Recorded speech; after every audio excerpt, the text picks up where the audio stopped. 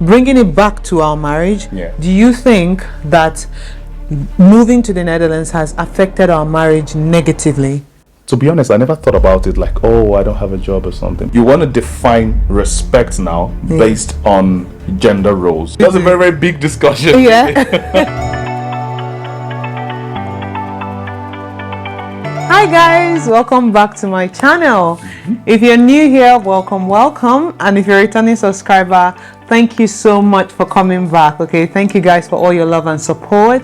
It means so much to me. So guys, listen, we have a special somebody. We have a special guest on my channel today, and yeah, he's been here. This is my husband. Yeah, but am I still that special? They know me already. They know you. Well, you're special to me. Okay. I think they've seen a lot of me, so yeah. There is no way they've seen a lot of this face, guys. To get my husband to film on this channel is like winning lottery. In fact, it's harder than lottery. Like, I have to inform him 2 years before time and then sign contract. Anyway, guys, so in today's video, we just want to have a conversation about our marriage here in the Netherlands. When we got married, we were in Nigeria. Then I traveled to the UK, and then I came back and then came to the Netherlands, and then so our marriage has faced a lot of, you know, long distance, short distance, everything. Anyway, guys, so yeah, we'll just be having conversation about our relationship. One question that I also want to ask my husband, which I would do later on in this video, would be how living in the Netherlands, if it has, you know, made our marriage better or worse. So I'm really interested in what he has to say to that question. So I would really recommend you keep watching, okay? Without further ado, let's get on with this video. So let's talk finances, because I feel that's one of the areas that we really face a lot of challenges. Let me put it this way. I heard in the Netherlands that people barely talk about money. People don't like to really talk about money. I don't know how it is within the marriage, so I don't know if married couple like to discuss their income with each other. But I know that here people don't like to discuss money and how much they earn and stuff like that with other people. So now coming back to marriage, do you think financial transparency is important in marriage? So do you think I should know how much income you have and you should know how much income I'm having, and then like that we should be open to how we are spending our money within marriage? What do you think? So I think if you take it back to when we were in Nigeria, I've always been big on transparency, and you always knew every naira, every kobo, every last cent, where it's coming from, how it's going to be disbursed within the month and all that. So I think if you're that transparent, makes you like, it lifts up a burden from you, like you're very much free. So if tomorrow you feel, oh yes, I think we should buy a Tesla, okay, you know where the account is. Yes, exactly. So it's no longer for me to feel like, okay, what am I going to do about it? You already know. So if you bringing up that type of suggestion, then what I expect is to be bringing up a solution, because you already know the state of the finances. So I personally feel that it's very much important for the both parties to be transparent. Maybe it doesn't work for everyone. That's everyone has their own the different ways they get to relate with each other. Like you know, if I'm setting up my mobile app and all that, I say, oh, here, this is my PIN, this is this is that, this is that. If there's an emergency or something, you have access. And that's how I am. And do I feel that, oh, maybe one day you're going to take the whole money and run away? If it happens, then so be it. I'll move to Spain. I wouldn't give myself a lot of headache over like finances. It's already much complicated. So I agree with you. I think transparency helps to manage expectations. Correct. Because like if I don't know how much you earn, I could make an assumption that you have this money somewhere, and if I request for something, or maybe it's my birthday or something, and you're not giving me my expectation, it could start to buy you a house randomly. Like Please, all these people that say, my husband bought me a house. I'm like, okay, how did he buy the house without you knowing? Like, how did he even have access to such amount of money without you knowing that money is going out? Like, how? Yeah. Anyway, do you think that the Netherlands has ruined our marriage in a way? So I have this question because a lot of people, especially Africans who travel abroad or who travel to the Western world, have this perception that a lot of African marriages are ruined abroad, just because maybe the values are different and how we settle disputes are different. So bringing it back to our marriage, do you think that moving to the Netherlands has affected our marriage negatively? Personally, the way I would answer that is more like when you're looking at those who say moving abroad gets to ruin, like, let's say, African marriages and all that. I think we're just circumventing around the main point. I don't think there's anything like African marriage or European marriage or American marriage, whatever. Or Dutch marriage. Or Dutch marriage. I think what you're then talking about is what is usually obtainable in the culture. Okay. So if you're talking about marriage, is more like a relationship between two people. Yeah. So that relationship, whether you're on Mars with Elon Musk or you're on Earth here with people like us, the relationship is a relationship. Yeah. So then there are other components there between how your own what your personality is, what the other person's own personality is. It still doesn't change wherever you are. Yeah. So, but the main thing is the type of personality and the excesses that the society can take. Yes. Is different when you move. Yeah. So, for example, in Africa generally, or in Nigeria. Yeah. The culture has shaped it to be like, oh, the man is always like the head of the house, you're the one who caters for the whole family. The woman's place is, some will say the woman's place is in the kitchen. Yeah. But most of the times the woman has a role of, taking care of the children, building the home while the man is, out there. Okay, fine. That system may work when you're in Nigeria based on the laws, the culture, and what's obtainable. Yep. When you take that marriage and you bring it here, it's a totally different ball game. Yep. Because if you're living on one income, how are you going to do that? You have tax to pay. You have taxes to pay. You have bills to pay. Yeah. So then at that point, you see that the man may not be able to actually take care of it all. So then you need support. Yes. So if the woman is not willing to maybe take work and then take care of all that, and then both of you plan how, if you're going to have kids, how do you want to take care of the kids and all that. It's a totally different society, so a totally different ball game. Yes. So in essence, is it the new culture or the Europe or the new continent that you went to that ruined your marriage? No. Okay, so it's not the Netherlands that is ruining the marriage. So it's not the Netherlands or it's not whatever country it is. It's more of the difference in culture. So for our case, I think I've always had a different mentality. I will mention mentality a lot because she knows, like, I'm big on the type of mentality people have. The way they think. Yes, and the way they think, your way of thinking. Yeah. And mine has always been pretty much different, like right from time. I think I would feel my way of thinking was not so much in line with the traditional Nigerian culture, way, but the way of thinking. Yes. But then it fits more here. Yes. So I would think it's for here now where we are. It's more suitable for this type of environment where I'm in. Yes. So did it ruin it? No. But yeah. It made it better. It made it better, exactly. Yes. Yeah, I couldn't agree more. I think you're absolutely right. I don't think that countries ruin marriages, but I feel that individuals' ability to adapt to the different culture is where the problem is. So it's not that the culture is the problem, but it's your adaptability to that culture. So normally, like, I don't have a problem with the traditional way of marriage. Okay, you know me, I'm a traditional woman, I'm a traditional girl in the sense that I agree that there are some roles that are naturally drawn to, that are more feminine. Yes, correct. I agree. And there are roles that are more masculine. Yeah. It's not, I don't think it's like like you have to put everyone in a box, but I just feel like there are roles and just come to you naturally. Yeah. And I also feel like those roles should be what you do. Yeah. You understand?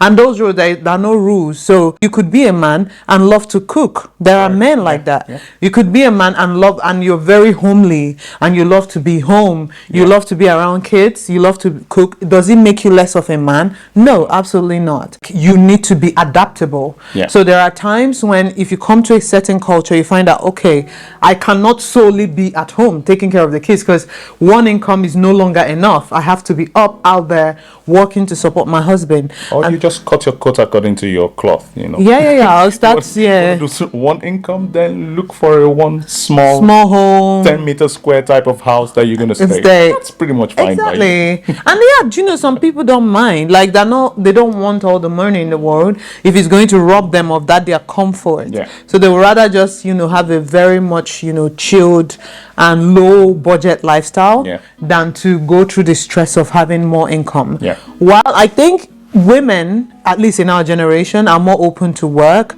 than, especially in Africa, men are more open to help and be involved in the home activity. That's a very, very big discussion. Yeah. And I think that's where challenges come because you see that the woman is working and is also contributing to the home financially, but the man is not having the same vibe when it comes to really getting involved and being homely and doing things around the house. And to me, that's where you begin to have that clash, especially when you're coming from an African culture into a Western culture. So I don't think the Netherlands has ruined our marriage in any way. Even if at all, I would say it has been such a blessing because since we moved here, we've been able to be much more progressive in terms of our careers, in terms of our finances, and because of that, so many pressure that we feel we would have had to face if we were still back home, we no longer face that. I still want to talk about like culture in here in the Netherlands because I feel it's also very important. People that are coming in from our own culture and kind of experiencing the country, and at least they can watch and see what we are doing differently. So here my question is, okay, maybe this question will be better for me.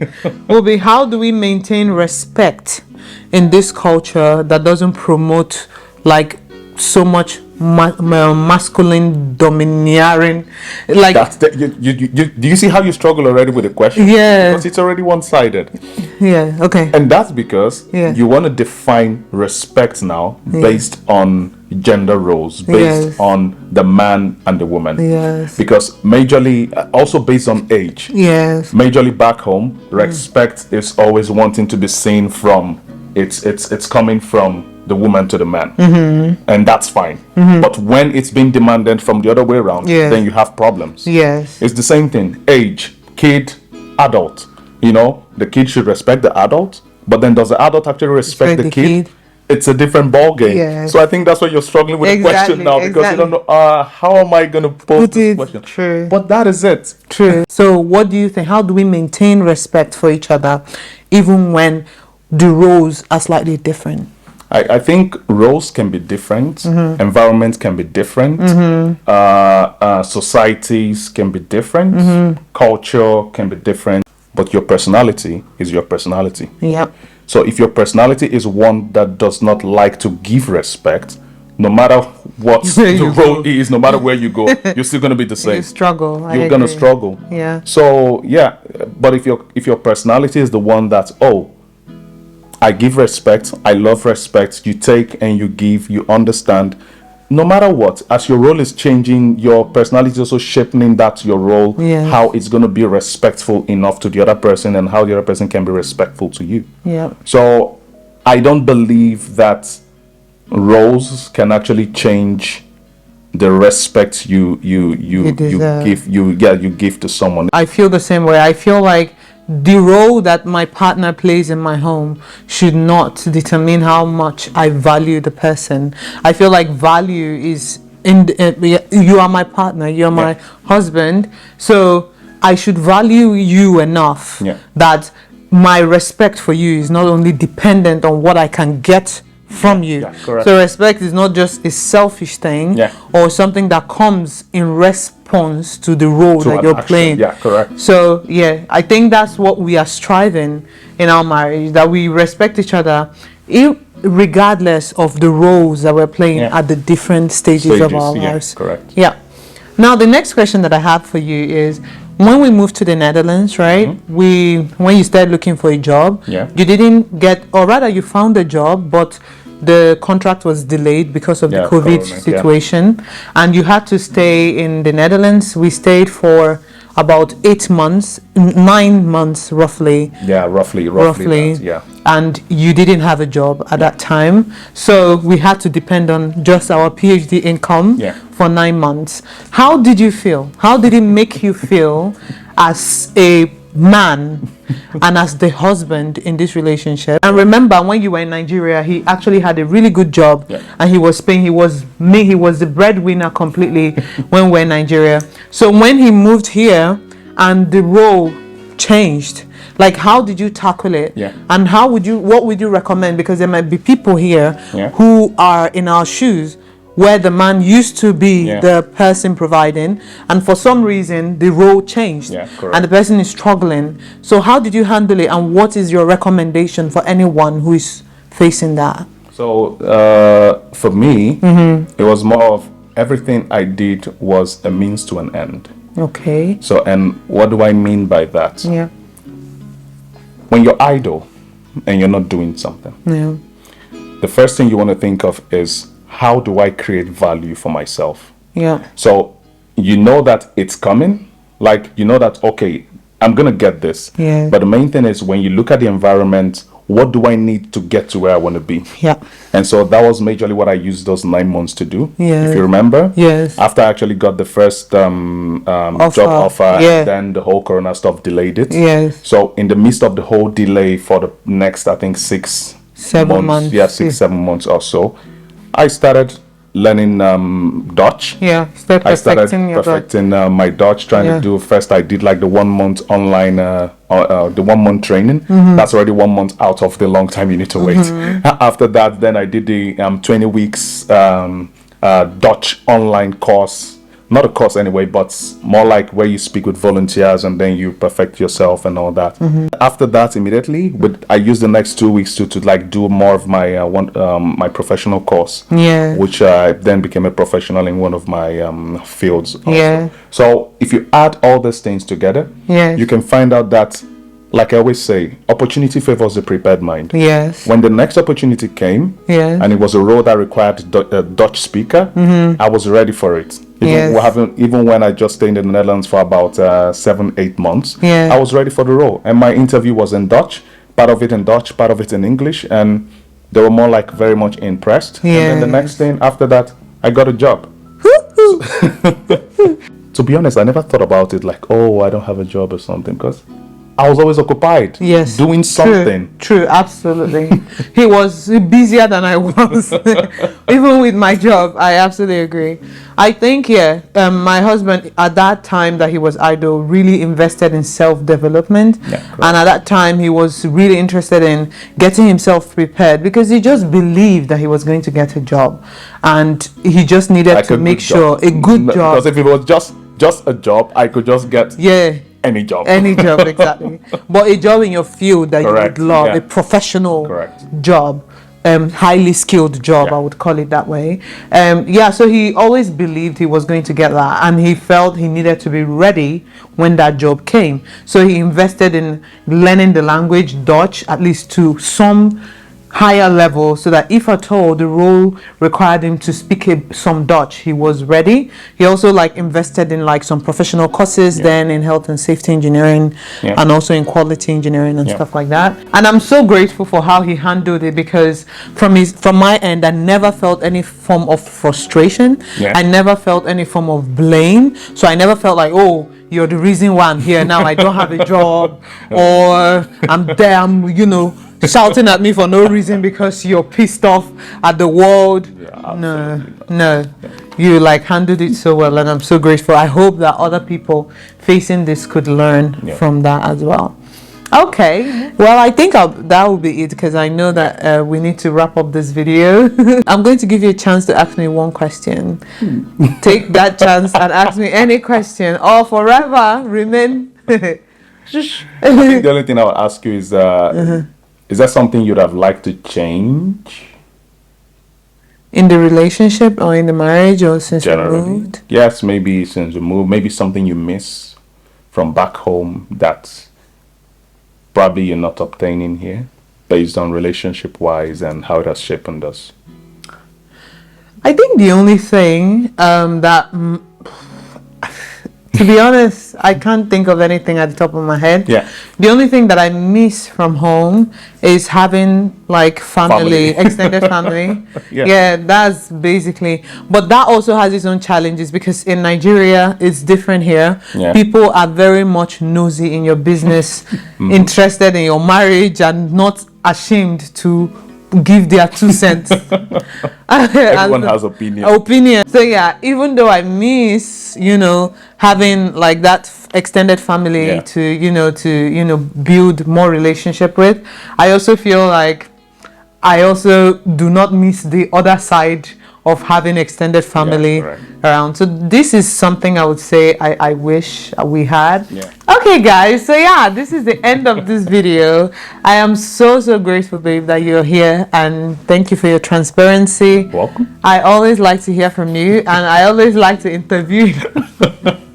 Would you like to be a newscaster or some show host? I think it's in me. I don't know why I went to study engineering. Thank you so much for watching. Do let me know in the comment section if you're married, if you're in a relationship, registered partnership. I like to hear stories about relationships, so please do let me know in the comment section.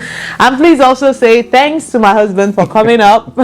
Let him know in the comment section that you guys are really excited to have him here, and please also beg him to continue coming when I invite him to come. Thank you so much for watching. Thank you guys. Yeah, and I'll see you in my next one. Bye.